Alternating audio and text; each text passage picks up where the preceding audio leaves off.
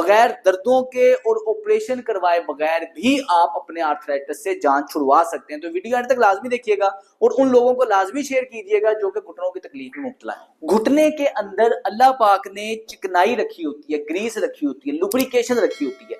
اس لوبریکیشن کا مقصد یہ ہوتا ہے کہ جب بھی گھٹنے میں حرکت ہوگی تو آپ کی گھٹنے میں آپس میں رگڑ نہیں ہوگی, جس کی وجہ سے آپ کا چلنا پھرنا آسان رہے گا.